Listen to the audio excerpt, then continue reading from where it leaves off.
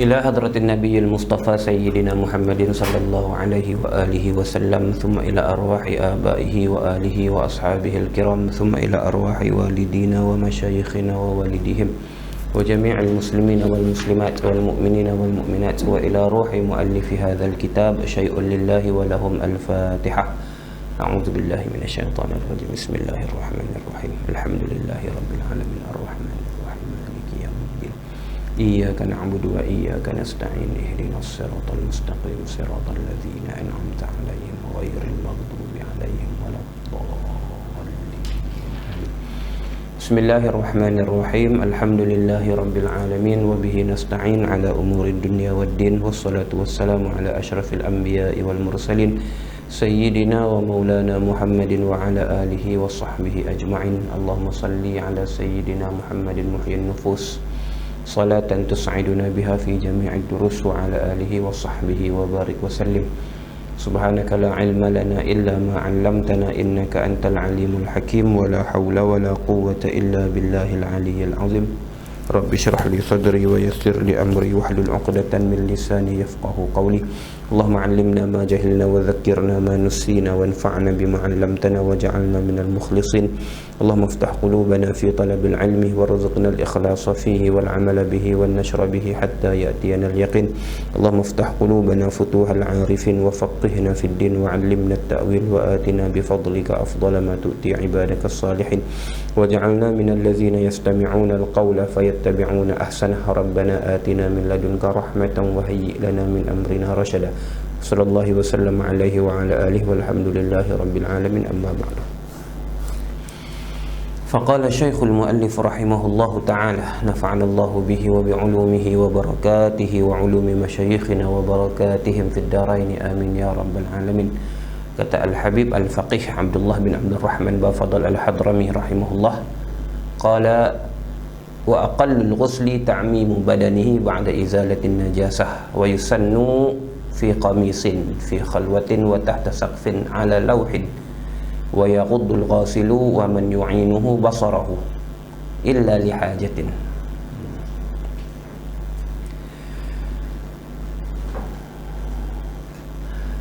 Kata Al-Faqih Abdullah Bafadal Al-Hadrami rahimahullah, wa aqallul ghusli, ini sambung dalam kelas yang lepas, dalam perbincangan fasal pada menyatakan mandi jenazah. Di hujung kelas yang lepas telah kita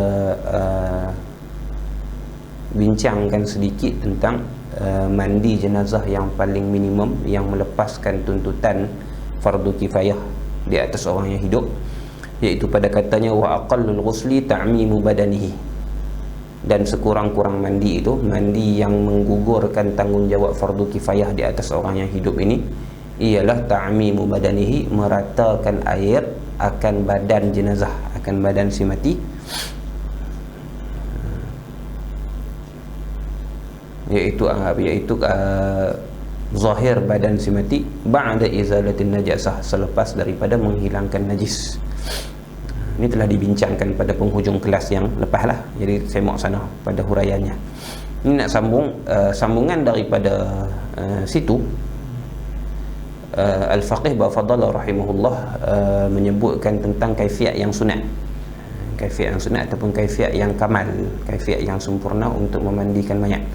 Secara asasnya yang fardunya di atas kita ialah memandikan mayat macam kita mandi orang hidup, iaitu semata-mata mengalirkan, meratakan air pada keseluruhan zahir badan si mati, dengan memastikan tidak ada lagi najis-najis yang ada pada badannya. Takat tu lah secara asalnya. Itu yang wajib secara fardu kifayah. Kaifiat yang sunatnya disebutkan oleh Al-Faqih Syekh Abdullah Bafadal ni, katanya wa yusannu fi qamisin, disunatkan memandikan mayat itu fi qamisin. Lupa sebelum daripada tu, maka hukum memandikan mayat secara khususnya ada tiga hukum secara khusus. Yang pertamanya wajib fardu kifayah, iaitu bagi orang Islam selain daripada syahid, selain daripada yang mati syahid dunia akhirat dan syahid dunia, dan juga selain daripada anak yang gugur daripada kandungan ibunya yang tidak zahir padanya itu bentuk fizikal manusia, bentuk fizikal anak Adam, maka itu wajib.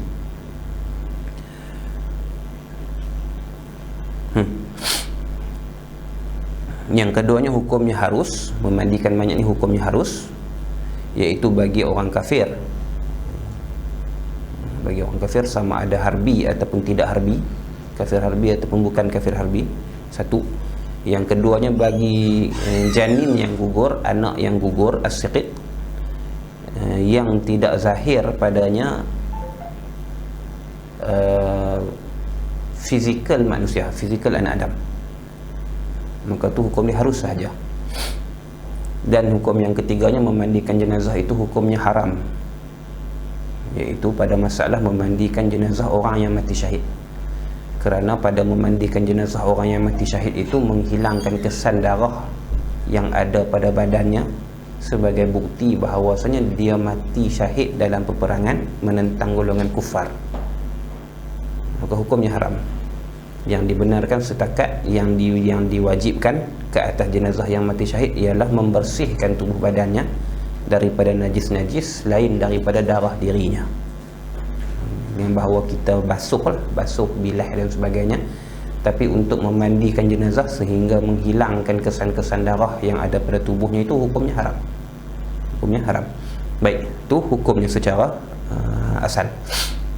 Qala rahimahullahu ta'ala wa yusannu fi qamisin, disunatkan, wa yusannu an yughassala, disunatkan bahawa dimandikan jenazah tersebut fi qamisin, di dalam pakaian, dalam baju dan sebagainya lah, ataupun dilapikkan dengan kain dan sebagainya supaya menutup badannya.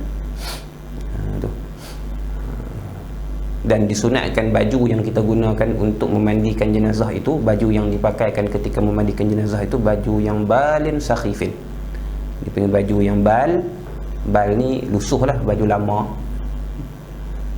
baju lusuh, sakhifin nipis ataupun jarang, yang memudahkan air sampai ke sebalik baju tu, sunat.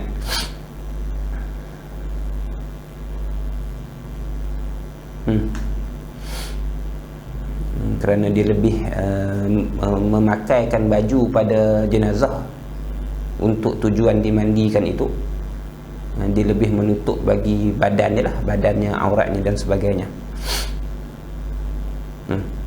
Maka kalau tak ada baju yang untuk menutup badannya, badan jenazah tu, kain dan sebagainya, maka wajib ditutup auratnya. Maka sekiranya tidak ada baju yang digunakan untuk yang boleh digunakan untuk menutup badan si mati, qamis, baju kemeja dan sebagainya untuk menutup badan si mati, ataupun tak mau tutup badan, bukan tak ada baju, tak saja tak mau. Orang yang memandikan mayat tu dia kata tak payahlah baju-baju ni, penyah, susah, kacau contohnya lah, dia tak mau, sunat saja. Tapi kalau dia tak mau, sama ada tidak ada ataupun tidak mahu, yang pastinya hukum asalnya ialah wajib menutup aurat jenazah, aurat si mati tu dengan kain dan seumpamanya. Kalau laki-laki sekadar yang memandikannya tu laki-laki, jenazah laki-laki, dan yang memandikannya tu laki-laki, iaitu di antara pusat dan lutut lah. Kalau jenazah tu perempuan dan yang memandikannya pun perempuan, pun antara pusat dengan lutut, itu yang wajib sekurang-kurangnya. Kalau tak mau bagi pakai qamis, tak mau bagi pakai baju dan sebagainya ketika memandikan si mati, kerana memakaikan baju ketika memandikan si mati itu hanyalah hukum sunat. Satu, fi khalwatin, dalam keadaan tertutup. Khalwah, dalam keadaan tertutup. Tertutup ni maksudnya yang terlindung daripada pandangan mata manusia. Tak bolehlah nak mandi di tengah rumah contohnya, tak bolehnya nak dimandikan di tengah lapang dengan tidak ditutup dengan apa-apa. Kalau nak mandi di dalam ruang tamu sekalipun, maka perlu sunat ditutup dengan kain dan sebagainya, kita buat tirai dan sebagainya untuk menutup pandangan manusia yang tidak ada kena-mengena dengan urusan memandikan jenazah tersebut daripada melihat jenazah semasa dimandikan.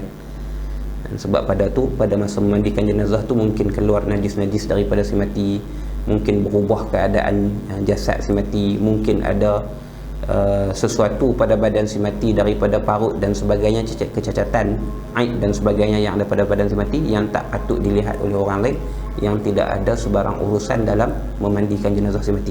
Maka sunatnya dimandikan si mati dalam keadaan tertutup, sama ada tertutup dalam bilik dan sebagainya, ataupun kita buat tutupan tu macam setengah-setengah daripada khairat kematian. Dia siap dah tempat mandi si mati dan boleh dimandikan di tengah ruang tamu, boleh dah. Dia ada dia punya papan dia ada dia punya saluran air dia ada dia punya timba dan sebagainya untuk buang air mandian dan sebagainya. Tak payah angkut bawa masuk belayak pun, tak payah angkut bawa masuk belayak, tak payah masuk angkut pergi ke tempat mandi sekalipun. Dah ada siap dah benda-benda tu. Dia ada siap sebahagian daripada khairat kematian yang ada di tempat kita lah. Kalau macam tu mandi kat ruang tamu pun boleh, tapi disunatkan tutup lah, tutup, buat tirai sikit, buat tutupan sikit ataupun lindung dengan perabot dan sebagainya supaya tidak terdedah pada penampakan mata orang ramai. Sunat.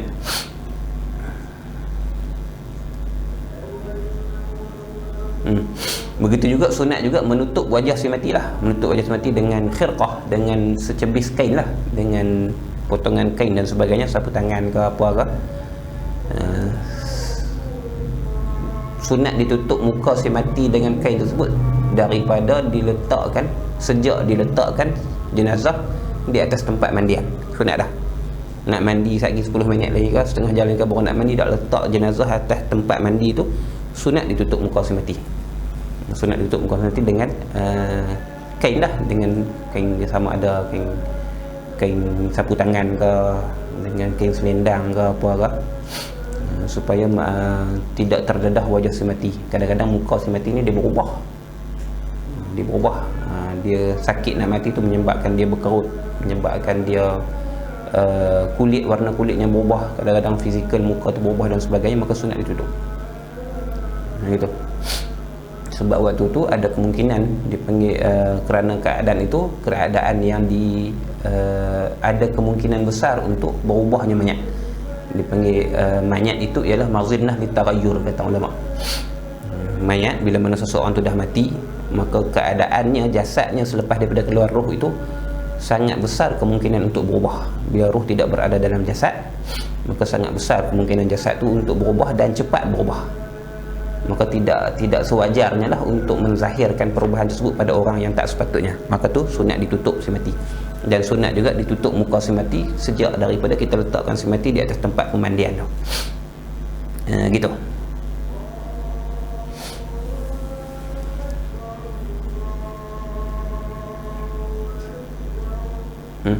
Wa yaghuddul ghasilu wa man ma'ahu wa yughaddul ghasilu wa man yu'inuhu basarahu. Dalam setengah naskah disebut wa yaghuddul ghasilu wa man ma'ahu nazarahu. Samalah. Sama ada yang kata wa man yu'inuhu basarahu pun betul, yang kata wa man ma'ahu nazarahu pun betul. Dia berbeza naskah.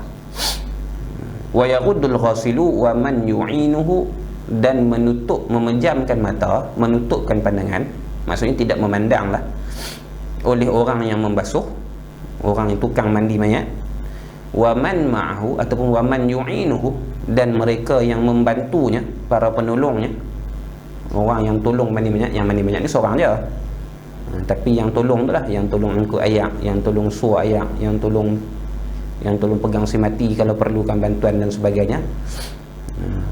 Memejamkan basarahu, akan matanya.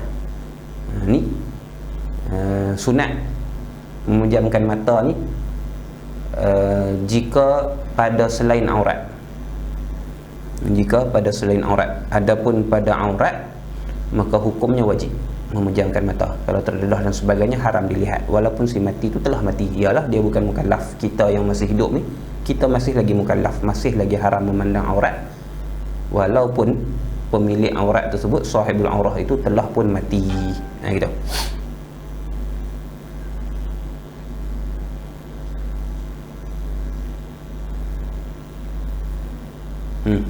Maka sunatlah pada selain daripada anggota tubuh, sekiranya tak perlu dilihat, maka sunat untuk tidak dilihat anggota tubuhnya, perutnya ke, dadanya ke, apakah. Kalau tak perlu dilihat, maka sunat untuk tidak dilihat. Adapun pada auratnya, maka wajib ditutupkan pandangan. Sebab tu kita tutup, sebab tu wajib ditutup aurat si mati tu dengan kain dan sebagainya. Itu sunat tu illa lihajatin, melainkan kerana hajat. Itu maksudnya. Kalau ada hajat, kalau ada keperluan untuk melihat, contohnya kena tonyoh sikit kat tempat-tempat yang perlu tonyoh tu, ada bekasan luka ke, ada bekasan darah ke, ataupun ada kotoran-kotoran yang kalau tak nampak, kalau tak tengok, maka sukar untuk dihilangkan. Nak tengok, nak tahu mana kata hilang ke tak, kalau melainkan dengan tengok. Maka sekiranya ada hajat, tak apalah. Tapi kalau tak ada hajat, maka makruh dilihat. Kalau tak ada hajat, maka makruh dilihat.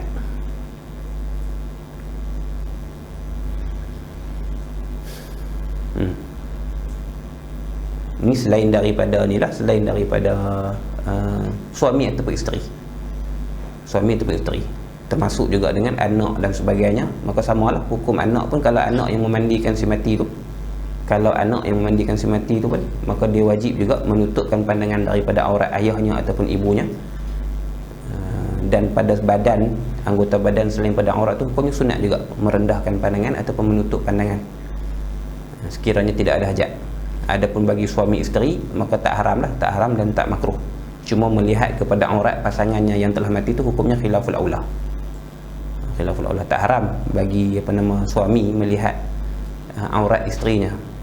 Tak haram juga bagi isteri melihat aurat jenazah suaminya. Tapi khilaful aula, sebab tidak ada aurat bagi mereka.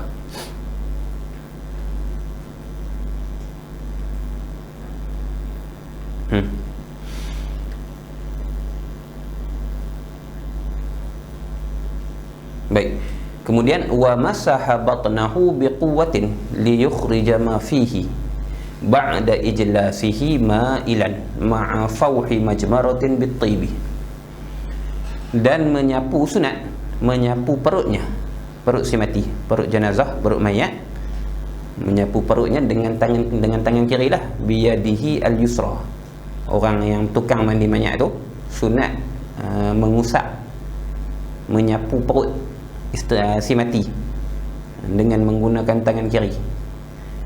Biquwatin, dengan kuat.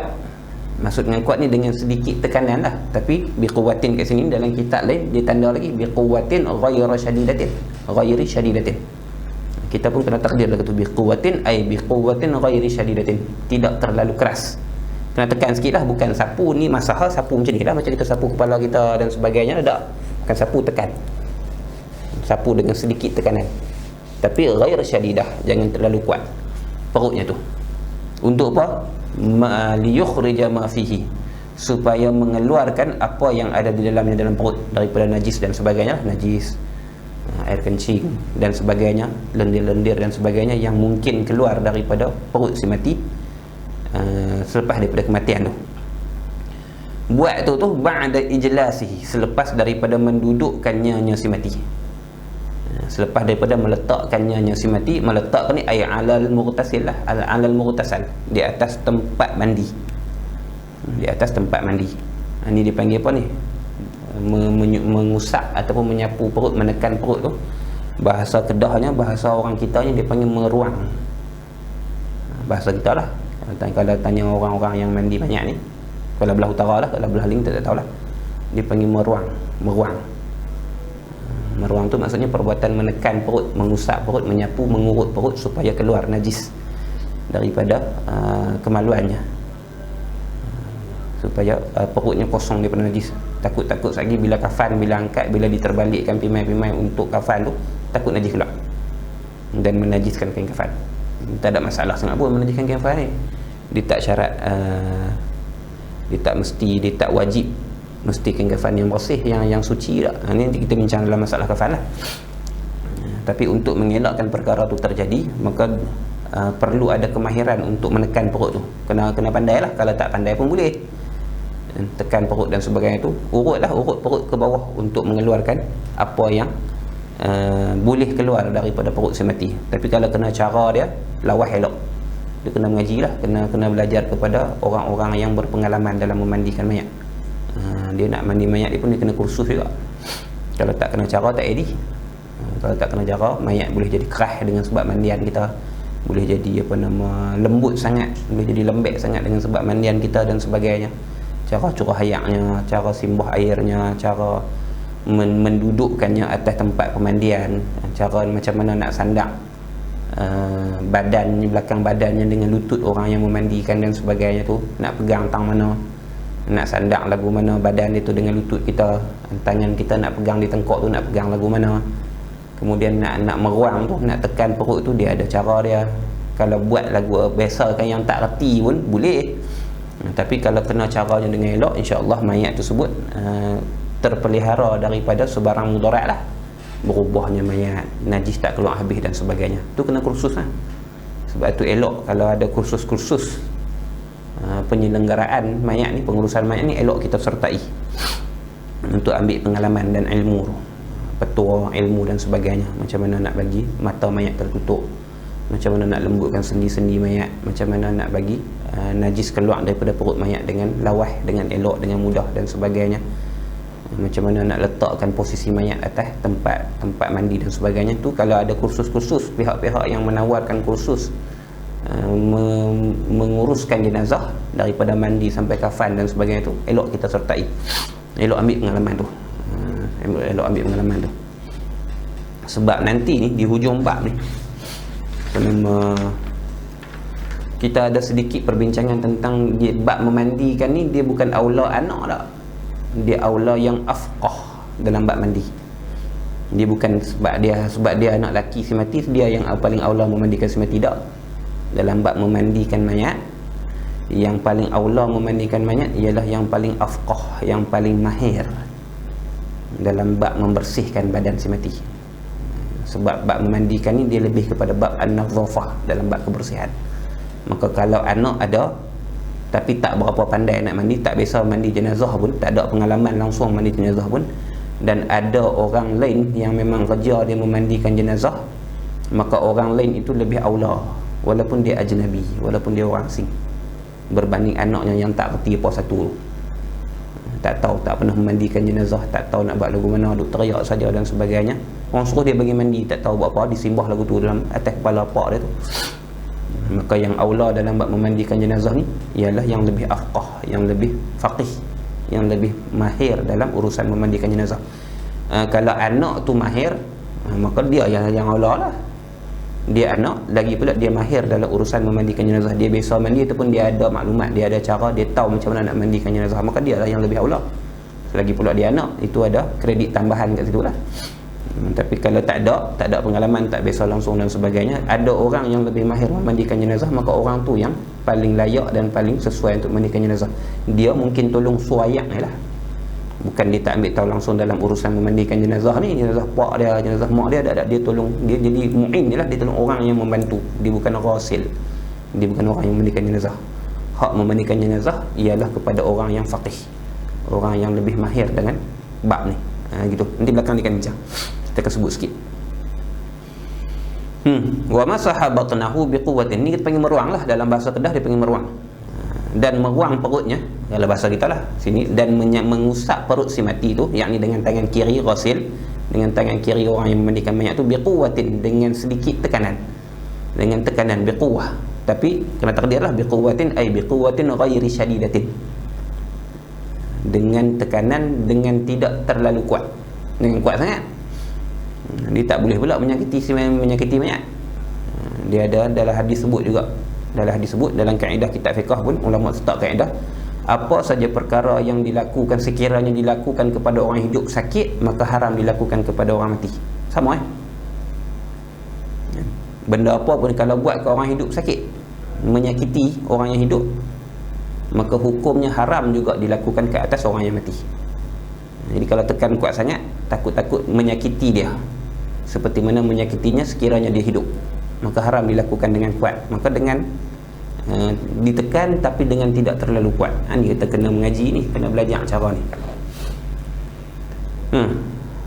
Mengusap perut tu, menekan perutnya supaya keluar sesuatu najis dan sebagainya daripada perut si mati. Kerana dengan keluarnya najis tersebut akan memanjangkan tempoh ketahanan jasad si mati lah. Bila ada najis dan sebagainya dalam perut, dia mempercepatkan perubahan jenazah, mempercepatkan perubahan badan mayat. Ba'da ijlasihi, selepas daripada memperdudukkan si mati, memperdudukkan mayat jenazah, memperdudukkan ay alal mughtasil, alal mughtasal, di atas tempat mandian. Ma'ilan, hal keadaan condong, hal keadaan condong. Condong ni condong ke belakang lah. Ma'ilan ay ila wara'ihi, condong ke belakang, duduk menyandang. Nak menyandang tu lagu mana? Tahan dengan lutut.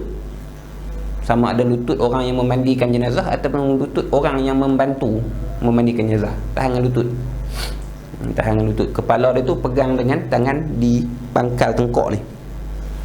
Dia ada cara dia lah. Macam pegang kepala tu dengan tangan kiri tu ataupun dengan tangan kanan tu, dan sandarkan badan si mati kepada lutut kita, bagi belakang sikit macam ni. Apa tu? Urut lah, urut perut.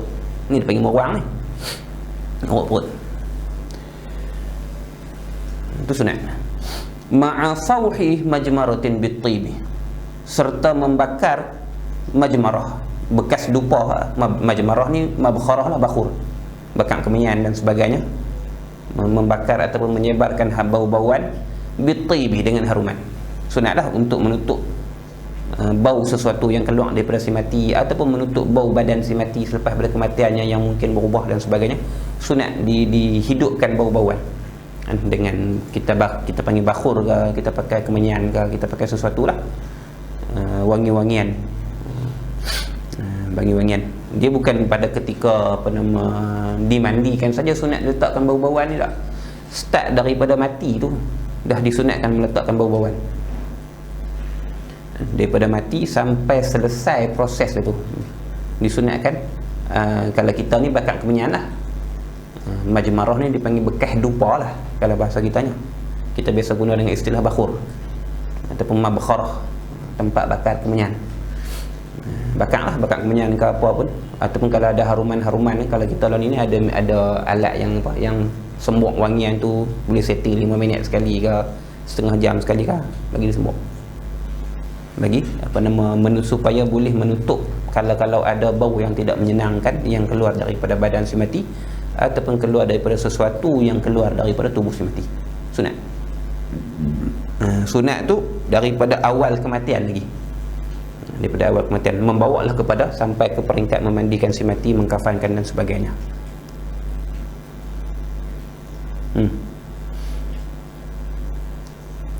Dan orang yang membantu tu, mu'in ni, yang membantu memandikan jenazah ni, maka tugas daripada ketika itu ialah membanyakkan tuang air.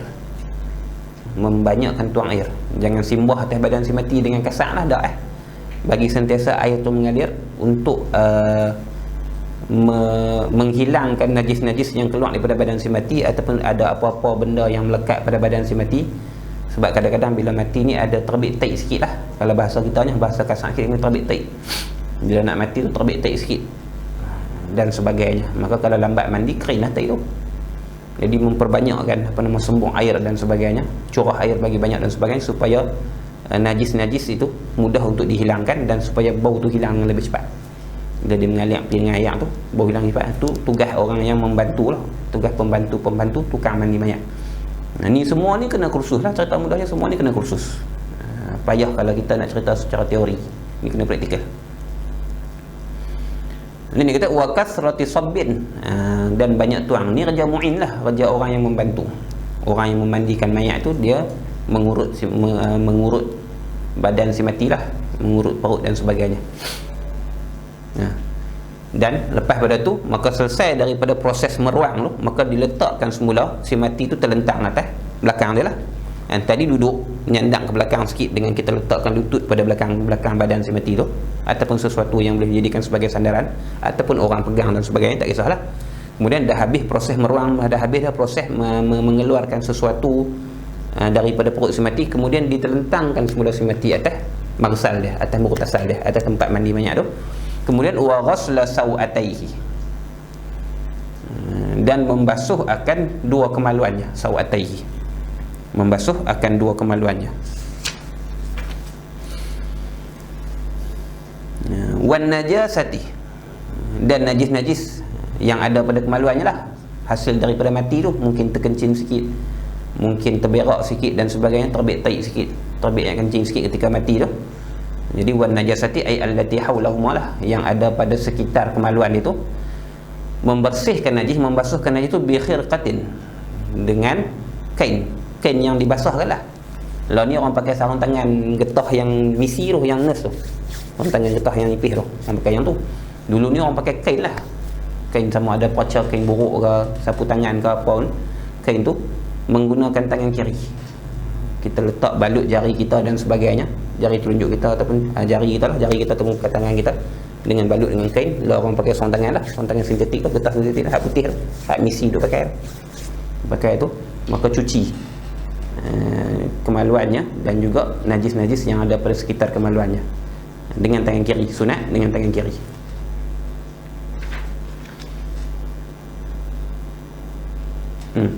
Maka membalut tangan ataupun melapik tangan dengan sesuatu tu hukumnya wajib, supaya tidak terpegang aurat, tak boleh kita pegang direct tangan kita tanpa berlapik dengan aurat si mati, lebih-lebih pada kemaluannya, kerana haram menyentuh aurat si mati. Haram ini walaupun dinisbahkan kepada suami isteri, seperti mana yang disebutkan oleh Al-Imam Ibn Hajar dalam Tuhfah. Hatta kepada suami isteri, kata Imam Ibn Hajar, wajib dilapik tangannya untuk menyentuh kemaluan ketika mana membersihkan kemaluan dan sekitar kemaluan, sekitar aurat si mati, walaupun yang mati itu pasangan isterinya ataupun suami dia. Kata Al-Imam Ibn Hajar dalam Tuhfah. Habis, thumma akhadha ukhra, kemudian mengambil ukhra yang lain pula, maksudnya khirqatan ukhra, percakai lain pula, sarung tangan lain pula, lapik ke tangan yang lain pula, ambil itu liyusawwikahu biha, untuk mensugi, membersihkan di mulutnya, taswik, untuk mensugikan banyak, untuk gosok gigi dia lah bahasa kita ni, untuk gosok gigi si mati. Biha dengannya, dengan ukhra, dengan kain lain tu, jangan guna kain yang sama, jangan guna sarung tangan yang sama yang kita gunakan untuk membersihkan kemaluan itu luar, itu satu benda yang kotor. Tukar sarung tangan lain ataupun pakai kain yang lain, gunakan kain yang lain, ataupun kalau nak pakai kain yang sama juga, basuh lagi, bersih dulu, kemudian baru guna. Balut pula, yang ni gunakan ibu jari lah, sunat digunakan sababah, sunat digunakan jari telunjuk, basahkan dengan air, kita balut guna kain kita lah. Selalunya orang kalau yang tak pakai sarung tangan ni, pakai pacar kain batik ke, pacar kain plekat ke, sapu tangan dan sebagainya, balut jari telunjuk ni, basahkan dengan air, kemudian tonyoh gigi dia. Jangan dibukakan gigi, jangan buka beh tengah dak, gosok, sugi. Kita panggil gosok gigi lah, gosok gigi dia dengan jari telunjuk kita yang dibalut dengan kain ataupun yang dipakaikan dengan sarung tangan yang dibasahkan, sunat, tanpa membuka mulut, sebab dikhuatiri masuk air ke dalam mulutnya, ke dalam rongga dan masuk dalam badan. Lagi wa yukhriju ma fi anfihi, dan dikeluarkan apa yang ada di hidungnya, apa-apa kotoran, taik-taik hidung dan sebagainya, ada hinguih ke, ada apa lendir-lendir ke dan sebagainya ada di hidungnya, pun dikeluarkan. Ni pun samalah, digunakan kain khirqah, perca kain ke, sapu tangan ke apa ke, tapi yang disunatkan pada membersihkan hidung dengan menggunakan jari kelingking, jari halus lah, takkan guna jari tunjuk besar. Waktu gosok gigi si mati tu guna jari tunjuk lah, tapi untuk membersihkan hidung sunat digunakan jari kelingking dengan khinsir yang juga dibasahkan dengan air, bukan direct lah, bukan direct guna ni, tak kena balut dengan kain ataupun dengan sarung tangan dan sebagainya. Itu habis semua tu selesai, summa yuwaddi'ahu, ataupun dalam naskah lain summa wadda'ahu, pakai fi'il madhi, kemudian mewudukkannya si mati. Mewudukkan si mati ni dengan wuduk yang sempurna, wudu'an kamilan, dengan wuduk yang sempurna, dengan wuduk yang sempurna.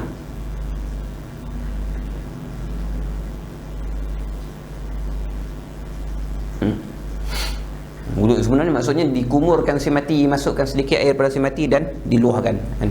Jaga elok, pastikan mayat tidak terlenggak dan sebagainya, supaya air tak masuk dalam rongga dia, langkung dan sebagainya.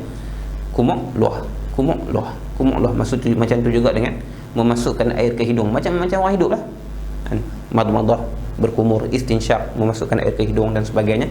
Maka diambilkan wuduk ke atas si mati tu macam orang yang hidup, dengan adab-adabnya, dengan sunat-sunat dan semuanya, basuh tangannya dan sebagainya. Diwudukkan dengan wuduk yang sempurna, diwudukkan dengan wuduk yang sempurna.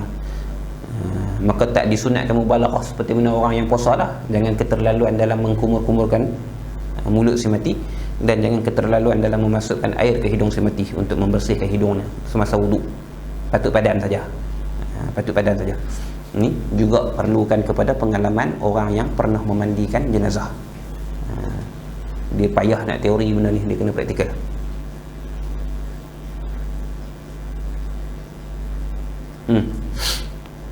Maka pada ketika wuduk ni sunat ni kena niat wuduk sunat.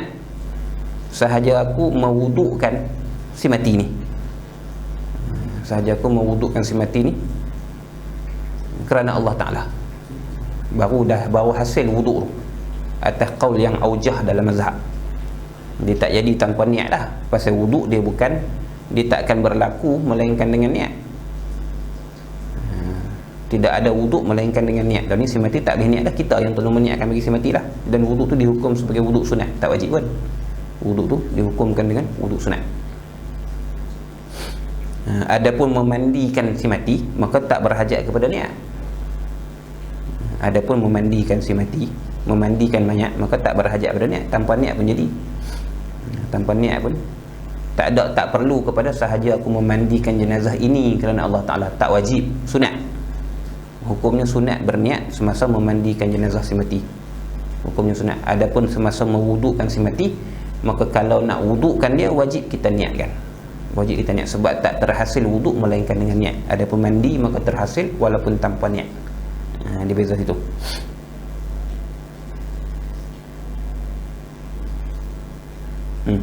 Cumanya niat pada memandikan jenazah si mati ni hukumnya sunat dah, seperti yang disebutkan oleh Al-Imam Bajuri dalam hasyiah dia. Kata Imam Bajuri dalam hasyiah dia, sunat diniatkan juga, sunat diniatkan memandikan mayat khurujan minal khilafi man aujabalah, kata Imam Bajuri dalam hasyiah dia. Untuk keluar daripada khilaf mereka yang mewajibkan niat mandi mayat. Maka situ bezalah. Untuk mewudukkan si mati hukumnya wajib niat, untuk memandikan si mati hukumnya sunat niat. Beza situ. Habis selesai daripada wuduk tu, selesai daripada memandikan dia, daripada wuduknya, summa ghassala ra'sahu, dah habis buang dah segala kotoran-kotoran najis-najis yang ada pada badannya dan sebagainya, dah selesai pada wuduknya dan sebagainya. Summa ghassala ra'sahu, kemudian membasuh kepalanya si mati. Langkah sikit, bisidri, dengan air yang dicampurkan dengan daun bidara, ayak daun bidara. Thumma lihyatahu, kemudian membasuhkan janggutnya si mati, bisidri. Basuh kepala dulu, basuh kepala, muka dan sebagainya, kemudian barulah basuh janggut dia. Jangan basuh janggut dulu baru naik ke kepala. Yang sunatnya daripada kepala dulu, basuh kepala dan sebagainya dengan air daun bidara. Kita ramah daun bidara adalah ayak tu dan sebagainya. Kalau ada yang gel ni lagi bagus lah, tuang dia punya macam kita tuang sabun tu lah. Kalau tak ada pun, dengan sabun pun boleh lah. Dengan sabun pun boleh, tak semestinya dengan daun bidara. Seumpama daun bidara, kalau tak ada maka sabun ataupun seumpamanya lah. Sabun ataupun seumpama sabun boleh untuk digunakan menggantikan air daun bidara. Kalau tak ada air daun bidara, ada mudah, dia setengah-setengah tempat ni ada jual siap kit ataupun set untuk memandikan jenazah. Ada siap, ada daun bidaranya, ada kapuk baruhnya, ada wangi-wangian, dia panggil apa, rampaian wangi-wangian untuk diletakkan pada tubuh si mati lepas mandikan, semua siap. Tapi kalau tak ada benda tu, kita tak tahu nak cari mana, pakai sabun pun tak apa, ganti daripada air daun bidara. Basuh kepala dulu, mukanya, kepalanya, kemudian barulah basuh janggutnya.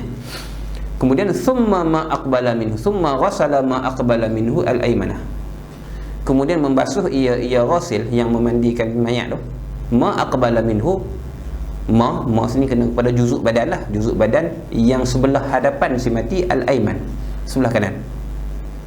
Basuh sebelah kanan badan si mati. Thumma al-aysar, kemudian sebelah kiri si mati dengan air daun bidara. Basuh sebelah kanan dulu, kemudian baru basuh sebelah kiri.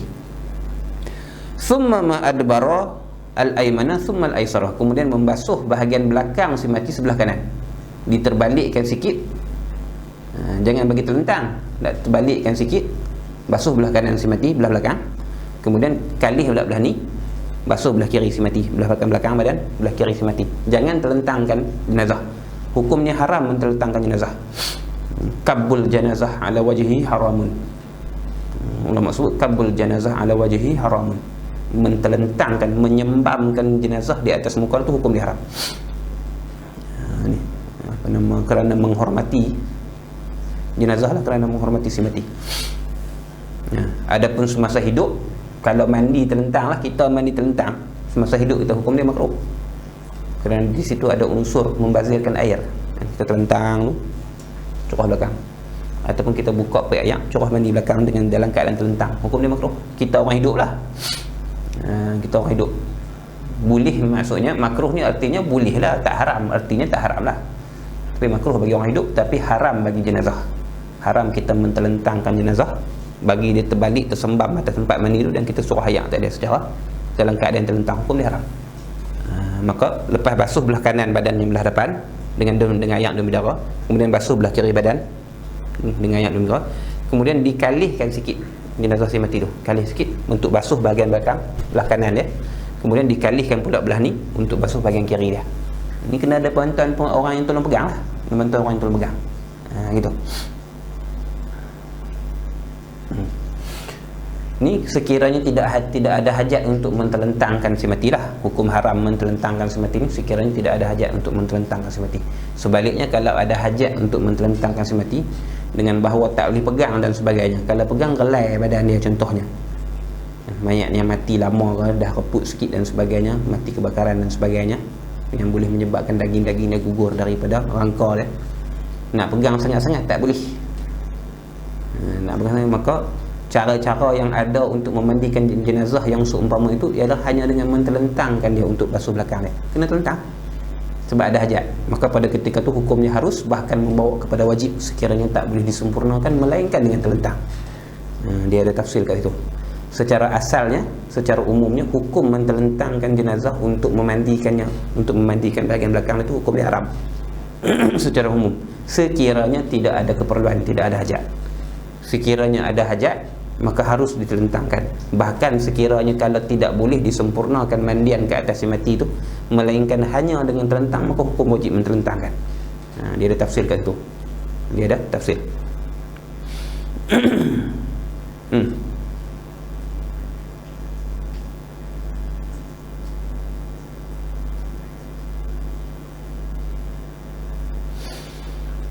Habis.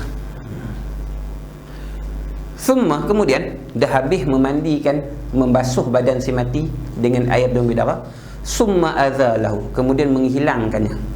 Kita basuh pula bekasan air daun bidara tu. Azalahu ay bil ma'il khalis, dengan air yang bersih, air mutlak lah, menggunakan air mutlak. Dah selesai memandikan jenazah dengan air daun bidara, biasanya orang pakai timba lah. Kemudian ada pula air yang kedua, timba yang kedua, air bersih, air mutlak biasa, macam yang air kita gunakan untuk mandi, untuk wuduk dan sebagainya, untuk bersihkan badan si mati daripada kesan-kesan air daun bidara tu. Sama lah, basuh kepala dulu, kemudian barulah janggut dia, kemudian sebelah kanan badan, kemudian sebelah kiri badan, sebelah kanan yang hadapan, kemudian belah kanan belakang badan si mati yang belah kanan, kemudian belakang badan si mati yang belah kiri, dengan air biasa untuk membersihkan badan si mati daripada kesan daun bidara tu. Tu basuhan yang kedua, dia panggil timba yang kedua. Kalau belah kita ni dia panggil timba yang kedua. Kemudian ada setimba lagi, summa sabba al-ma'il baridi al-khalisi ma'a qalili kafurin. Kemudian dituangkan, kemudian disimbahkan, dicurahkan air yang barid, yang sejuk.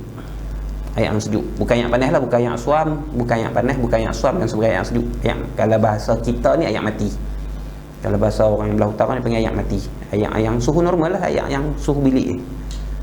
Bukan air sejuk. Air sejuk itu bukan air apa nama, bukan air suam pun bukan. Al-khalisi yang bersih lah, yang tulen, yang mutlak, tapi ma'a qalili kafurin, serta sedikit daripada campuran kafur, kapung. Yang kita panggil yang kapung barus dalam bahasa kita ni. Jadi ada setimba, biasanya orang sediakan setimba. Timba tu untuk isi air dalam bidara, kemudian setimba untuk air bersih, kemudian setimba air campuran kapur barus. Campuran kapur barus. Min qarnihi, daripada kepalanya, qarnihi air raksi, daripada kepalanya, ila qadamihi, ke kakinya, ke kakinya, salasan, 3 kali. 3 kali ni yang sempurna lah. Had asad ni yang kita sebut asad ni, setimba yang dalam bidara, setimba yang biasa, setimba yang kapur barus ni, benda tu semua tu kira sekali. Kira sekali. Dan sunat dilakukan sebanyak 3 kali. Salasan, sebanyak 3 kali. 3 kali. Ni yang sunat lah, maksudnya semua tu satu set tu dianggap sekali lah. Satu set tu dianggap sekali. Ada 3 kali tu maksudnya setimba tu sekali. Tu setimba tu sekali. Setimba yang kapur bidara, setimba yang dalam bidara tu sekali. Gitu. Setimba air yang bersih untuk menghilangkan kesan kapur dalam bidara tu kali yang kedua. Dan setimba untuk kapur barus itu, setimba air sejuk yang dicampurkan dengan sedikit kapur barus tu kali yang ketiga. Tu basuhan sebanyak 3 kali. Tu yang sunatnya. Dia sunat 3 kali. Kemudian yang lebih sempurnanya 5 kali. Kemudian yang lebih sempurnanya 7 kali. Dan yang paling sempurna 9 kali. Memandikan mayat dengan kaedah yang macam ni, dengan basuhan air yang sebegini. Yang paling kurang, yang wajib sekali. Sekali dengan air bersih biasa tu lah. Memandikan biasa dengan menghilangkan najis-najis yang ada pada badan itu sekali. Itu yang wajib. Yang sunatnya, yang paling minimum, yang adna kamal dia panggil, yang paling kurang sempurna tapi boleh lagi, ada lagi yang lebih baik daripada tu, sebanyak 3 kali macam kita sebut ni. Sekali dengan air kapur, air dalam bidara, sekali dengan air biasa untuk membersihkan bekas-bekas mandian dengan menggunakan air dalam bidara tu, dan kali yang ketiga menggunakan air putih, air bersih yang dicampur dengan sedikit kapur barus. Itu 3 kali. Sunat juga 5 kali, lebih daripada tu. 5 kali. 5 kali ni sama ada sekali basuhan menggunakan mandian menggunakan air kapur bidara, air daun bidara sekali. Kali yang basuhan yang kedua menggunakan air biasa, air mutlak biasa untuk membersihkan kesan-kesan air daun bidara tu, dan 3 kali menggunakan air kapur barus. Tu 5 kali. Tu 5 kali. Satu kaifiat. Satu kaifiat. Kaifiat yang kedua kalau nak mandi 5 kali ni, yang pertama tu menggunakan air daun bidara, yang kedua air bersih untuk menghilangkan kesan daun bidara, yang ketiga ulang balik air daun bidara kali yang ketiga, dan yang keempat air bersih untuk menghilangkan kesan air daun bidara tu, dan yang kelima barulah air bersih yang dicampurkan dengan sedikit kapur barus. Tu cara yang kedua pun orang guna juga, pun orang lakukan juga. Jadi untuk mandian 5 kali tu boleh buat lagu tu. Sekali air daun bidara, sekali basuhan untuk membersihkan kesan air daun bidara, dan 3 kali air bersih yang dicampurkan dengan sedikit kapur barus. Satu kaifiat. Kaifiat yang kedua ulang mandian menggunakan air daun bidara dan air bersih untuk menghilangkan kesan air daun bidara tu sebanyak 2 kali. Yang daun bidara sekali, bersihkan dia dengan air biasa, kemudian balas sekali lagi dengan air daun bidara, bersihkan dia dengan air biasa, kemudian kali yang kelima baru menggunakan air biasa yang dicampurkan dengan kapur barus pun boleh juga. Itu kalau basuhan yang 5 kali. Ada basuhan yang 7 kali. Ada basuhan yang 7 kali. Basuhan yang 7 kali ni dia ada 3 kaifiat, dia ada 3 cara untuk kita basuh sebanyak 7 kali. 7 timba lah kalau bahasa kita ni, 7 timba. 7 timba. Dia ada 3 kaifiat.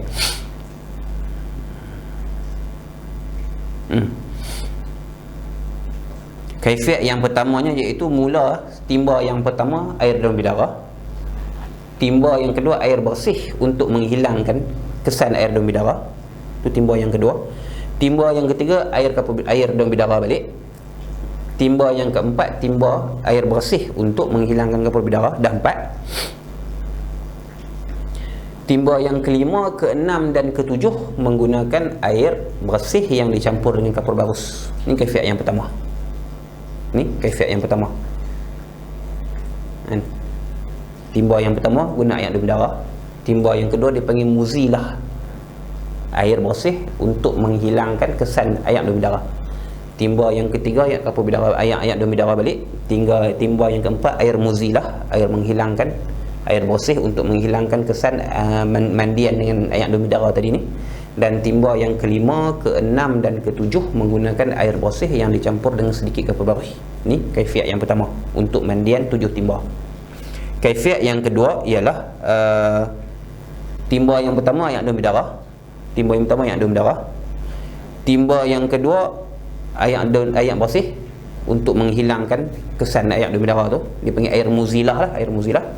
Timba yang ketiga timba air dalam bidara balik. Timba yang keempat muzilah. Timba yang kelima air dalam bidara balik. Timba yang keenam muzilah. Kemudian timba yang ketujuh sahaja air bersih yang dicampurkan dengan kapur barus, dipanggil qarah, air bersih yang dicampurkan dengan kapur barus, dipanggil ma'ul qarah. Ini kaifiat yang kedua.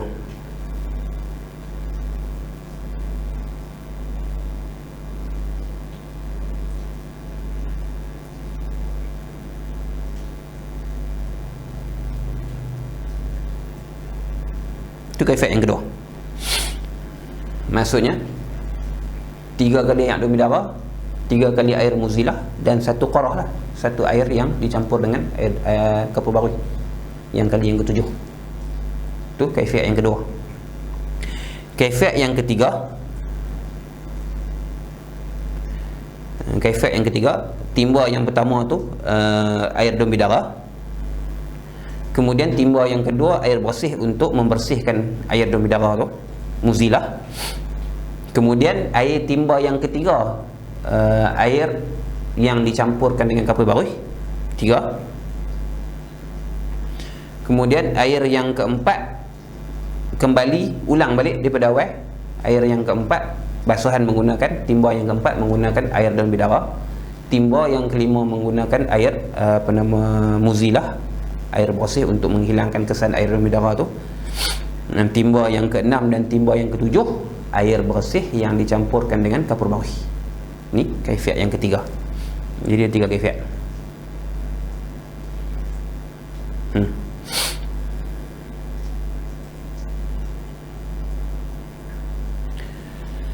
Dan yang lebih sempurna daripada basuhan yang 7 kali ialah 9 kali basuhan, 9 timba. Ini yang paling sempurna.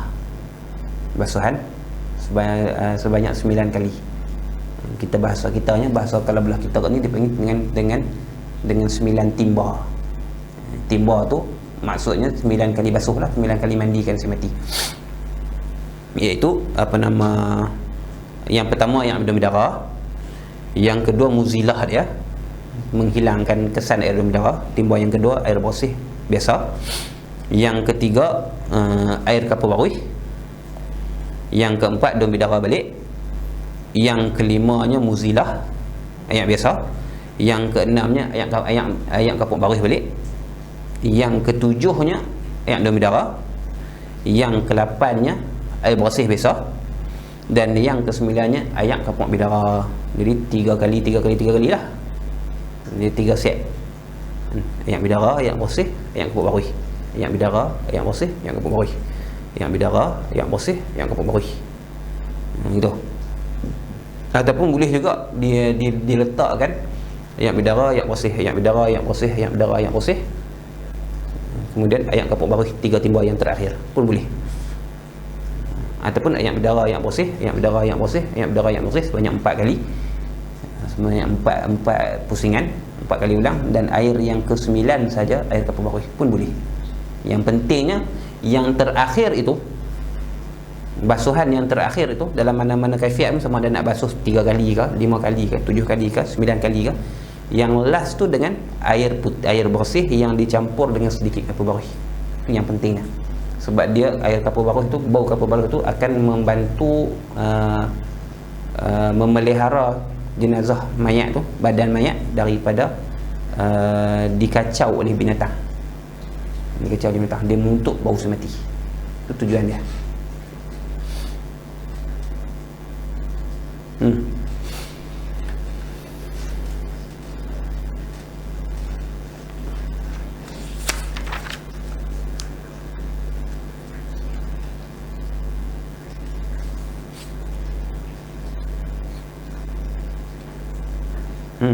Bila dah habis semua tu, bila dah habis semua mandian tu, maka sunatnya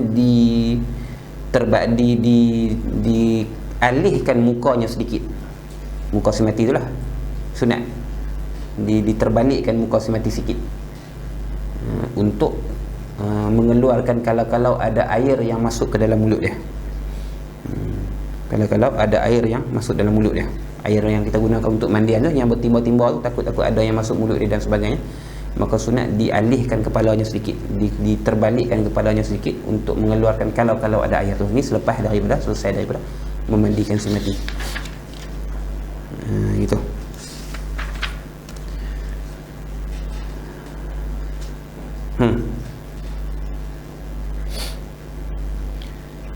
Cumanya kena ingatlah, kalau yang mati tu, jenazah orang yang mati tu orang yang berihram, maka tak boleh digunakan air kapur baruh, tak boleh lah, sebab dia mewangikan. Tak boleh guna air kapur baruh pada dia sebab dia mewangikan. Lagi pula disunatkan untuk orang yang memandikan si mati tu ialah orang yang amin, orang yang amanah lah.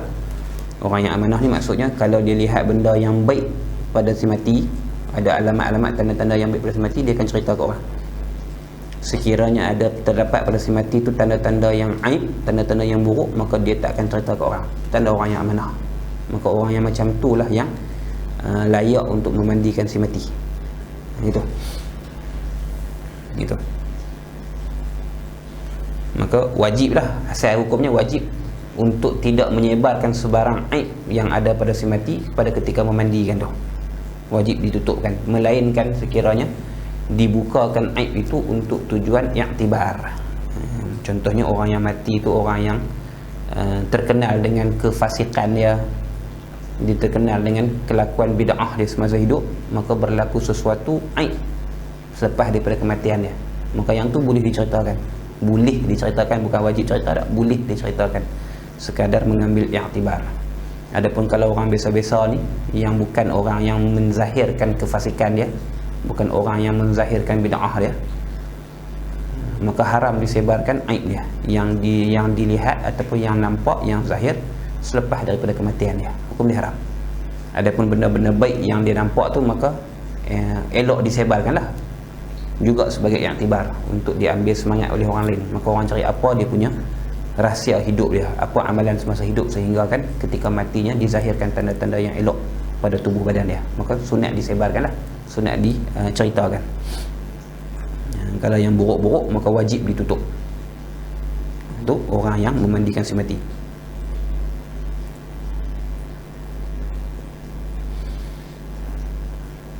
Gitu. Wa yukrahu akhdhu sya'rihi wa dhafrihi, dan makruh mengambil sini dengan maksud memotong lah, mengambil sini dengan maksud memotong, dan makruh memotong rambutnya dan kuku si mati. Makruh potong rambut dia dan potong kuku dia. Makruh ni sekiranya tidak ada hajat lah. Maksudnya makruh ni makruh bila hajatin, tanpa hajat, tanpa keperluan. Tapi kalau ada keperluan, contohnya rambutnya tu dah membeku dengan darah contohnya, tak boleh nak buat apa dah, ataupun ada simen ke apa di rambut dia tu, nak mandi tak boleh nak leraikan rambutnya daripada kena singgam ke, kena getah ke apa dan sebagainya lah, maka pada ketika tu kena potong lah. Kena potong, tapi wajib disimpan juga, wajib ditanamkan juga, wajib dikebumikan juga juzuk yang terpisah daripada mayat si mati tu. Tapi kalau tak ada keperluan apa, rambut panjang, kuku panjang jenazah ni, potong tak makruh hukum dia. Tanpa keperluan hukumnya makruh. Tapi kalau tak dipotong, seumpama rambut dan kuku tu menyebabkan air tak sampai kepada yang sepatutnya, maka wajib dipotong lah. Wajib dipotong. Tak makruh pada ketika tu, bahkan hukum dia wajib untuk menyampaikan air pada tempat yang sepatutnya sampai air ketika dimandikan. Cumanya bahagian yang telah dipotong tadi juga wajib dikebumikan bersama dengan si mati. Wajib dikebumikan bersama dengan si mati. Yang gitu. Habis. Kemudian katanya wal aula, sikit lagi.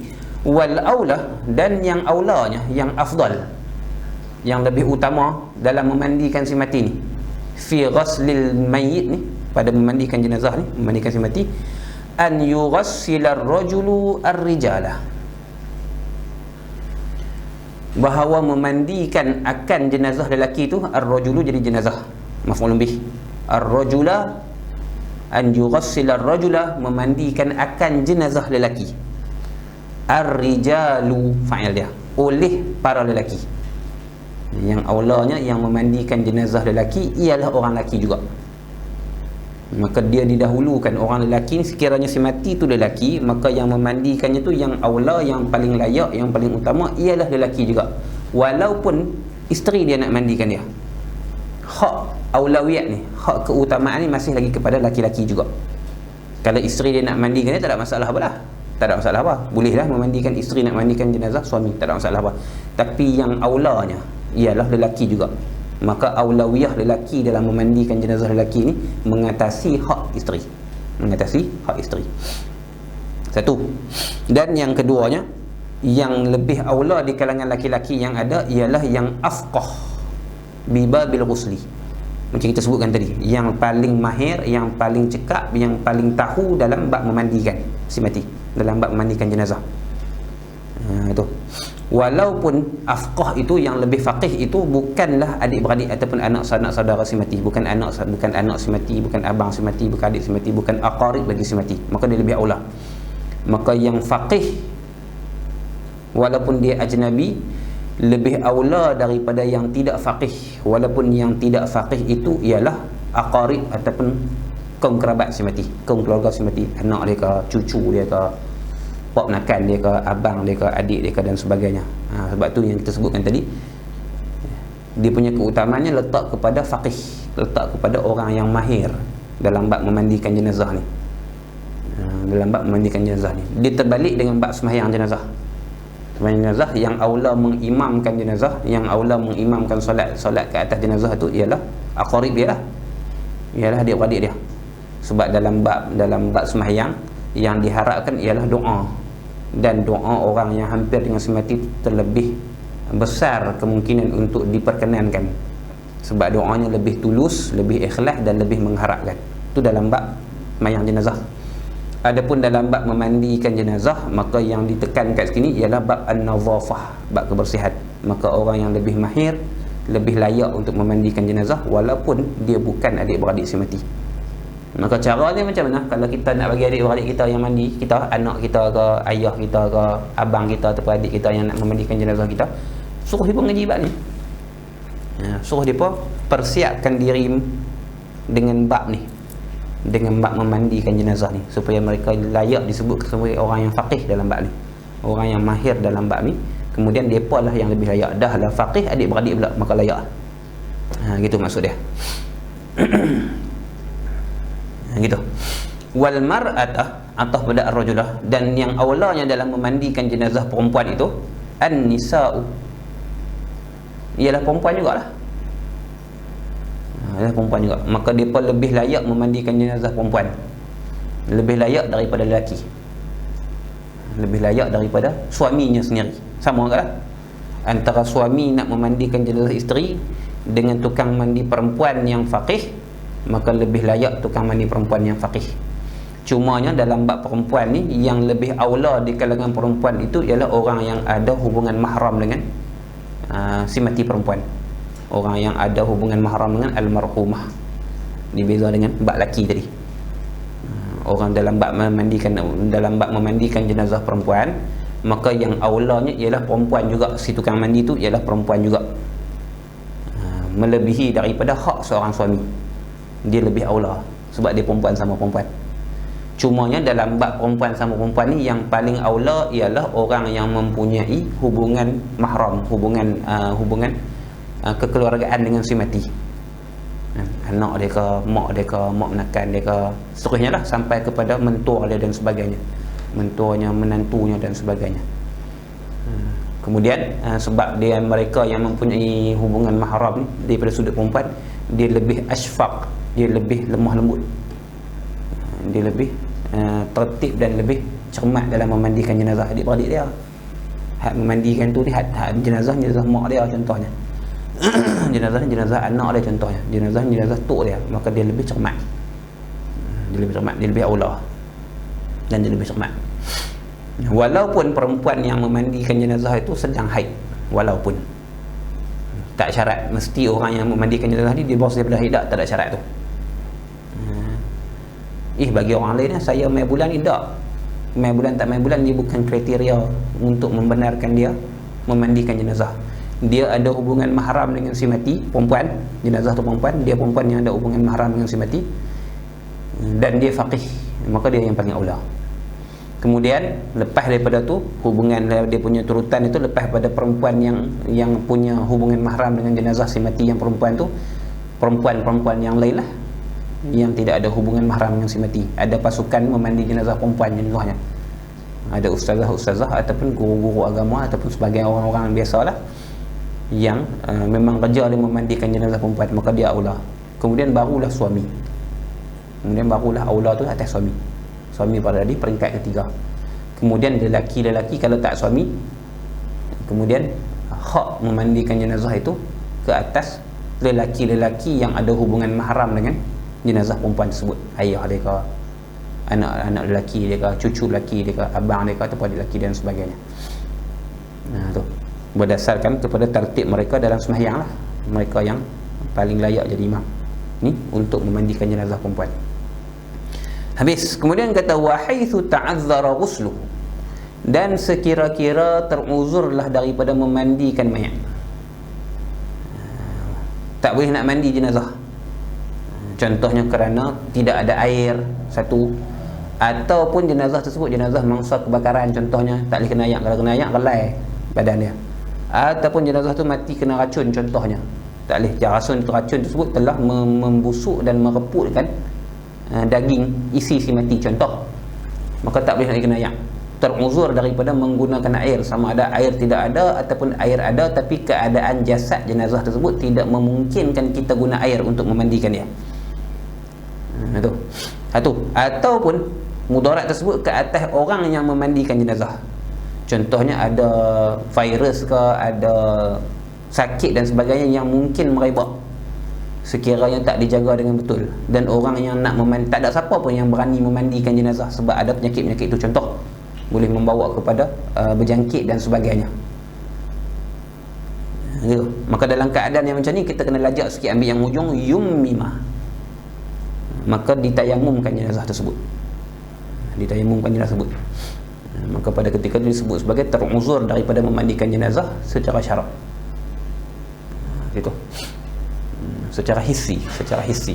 Satu masalah yang kedua, aw lam yahdur illa ajnabiyyun, ataupun tidak hadir di kalangan orang yang nak memandikan jenazah tu, orang ramai dan orang yang memandikan jenazah illa ajnabiyyun, melainkan orang ajnabi, orang yang tak ada hubungan mahram dengan si mati dan sebagainya, sedangkan si mati itu perempuan contohnya, wal mayyitu imra'atan, kena dulu tu lah, sedangkan si mati itu perempuan. Au ajnabiyatun, yang ada cuma golongan perempuan, kita takdir sikit, wal mayyitu rajulun, sedangkan yang mati itu lelaki. Berbeza jenis, yang tak ada hubungan mahram, yang ada ajnabi saja.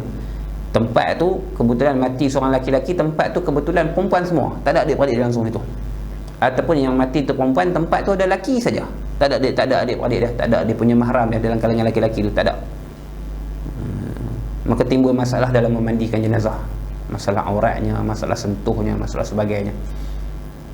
Dia bukan sentuh berlapik ni halal lah, haram apa tu, walaupun berlapik dia tak apa pakai sarung tangan, jenazah perempuan, kita yang tidak ada kena hubungan, kita bukan suami dia, kita bukan adik-beradik dia, kita orang yang boleh kahwin dengan dia lah kalau dia hidup, tak apa pakai sorang tangan, saya tak sentuh kulit dia, tak hukum haram. Menyentuh walaupun dalam keadaan berlapik tu haram. Yang masalah lapik ke tak ni batal sembahyang ke tak, tu dah kita dah bincang dalam bab wuduk dulu, dalam bab perkara yang membatalkan wuduk dulu. Bab haram suku, bab batal wuduk suku. Bab batal wuduk sentuh kulit antara kulit dengan tidak berlapik, ni hukum batal wuduk. Hukum haram bersentuhan tu walaupun dengan berlapik, samalah dengan masalah ni. Jadi bila jenazah tu perempuan yang ada cuma lelaki yang ajnabi, ataupun jenazah tu laki-laki yang ada cuma perempuan yang ajnabi, maka problem pada penglihatan, problem pada sentuhan, dia nazar yang haram, dan al-massu sentuhan juga sentuhan yang haram. Maka kalau lagu tu tak boleh nak mandi, maka pun sama juga mima ditayamumkan, melainkan kalau ada cara untuk memandikan jenazah. Macam lah ni contohnya lah, ada kalau ada mesin, ada alat yang boleh memandikan jenazah secara automatik contohnya, dan terbukti berkesan memang mesin tersebut mampu memandikan jenazah dengan sempurna, pakai mesin tu lah, dan tak perlukan kita untuk melihat dan ataupun menyentuh jenazah, maka yang tu boleh mandi, bolehlah memandikan semati. Dalam masalah kitab, dalam kitab contohnya dalam dalam kitab, dalam Tuhfah Imam Ibn Hajar sebut, sekiranya ada si mati tersebut ada pakaian, ataupun kat kita ada pakaian yang boleh menutup seluruh badan dia, dan pakaian tersebut tidak menghalang air sampai kepada badan dia dengan sempurna, dan ada sungai contohnya situ, maka boleh dimasukkan jenazah tersebut tanpa bersentuhan ke dalam sungai tu, dan bagi macam mandi sungai, tanpa bersentuhan dan tanpa memandang aurat si mati. Kalau dalam kitab ni diikat lah, diikat ataupun digunakan sesuatu untuk merendamkan si mati dalam air sat dengan tujuan memandikan, kemudian diangkat, sah. Maka kalau kita kiah dengan masalah moden kita, kalau ada alat ataupun mesin ataupun sesuatu kaedah yang membolehkan jenazah itu dimandikan dengan sempurna tanpa perlu dilihat auratnya dan tanpa perlu disentuh mana-mana juzuk tubuh badannya oleh yang ajnabi ataupun yang ajnabiah, maka boleh digunakan cara tu. Tapi kalau tak ada, maka tinggal satu saja pilihan yang ada, iaitu ditayamumkan, tidak boleh dimandikan. Maka yang ni dipanggil masalah uzur syar'i lah. Yang tadi ni masalah tak ada ayak ataupun tak boleh guna ayak tu dipanggil uzur yang hissi. Uzur yang hissi. Memang secara fizikal kita nampak ayak tak ada, ataupun ayak ada tapi tak boleh guna, ataupun takut mudarat kepada orang yang memandikan, takut berjangkit sakitnya dan sebagainya, maka itu dipanggil uzur yang hissi. Adapun kehadiran ajnabi pada jenazah perempuan ataupun ajnabiah pada jenazah lelaki dan tidak ada cara untuk memandikan jenazah yang berlainan jantina dengan orang yang hadir tu, maka ini disebut sebagai uzur yang syar'i. Uzur yang syar'i. Habis. Kemudian kata faslun wa aqallul kafani thawbun satirun lil aurati ila akhirih, wallahu subhanahu wa ta'ala alam. Masuk dalam bab kafan. Subhanakallahumma wa bihamdika asyhadu an la ilaha illa anta astaghfiruka wa atubu ilaik. Allahumma salli afdalas salatin ala as'adil makhluqatika sayyidina Muhammadin wa ala alihi wa sahbihi sallim adada ma'lumatika wa midada kalimatika kullama dhakaraka adh-dhakiruna wa ghafala an zikrika al-ghafilun. Allahumma salli afdalas salatin ala as'adil makhluqatika sayyidina Muhammadin wa ala alihi wa sahbihi وسلم عدد معلوماتك ومداد كلماتك كلما ذكرك الذاكرون وغفل عن ذكرك الغافلون. اللهم صل أفضل صلاة على أسعد المخلوقات كسيدنا محمد وعلى آله وصحبه وسلم عدد معلوماتك ومداد كلماتك كلما ذكرك الذاكرون وغفل عن ذكرك الغافلون. صلى الله وسلم عليه وعلى آله والحمد لله رب العالمين.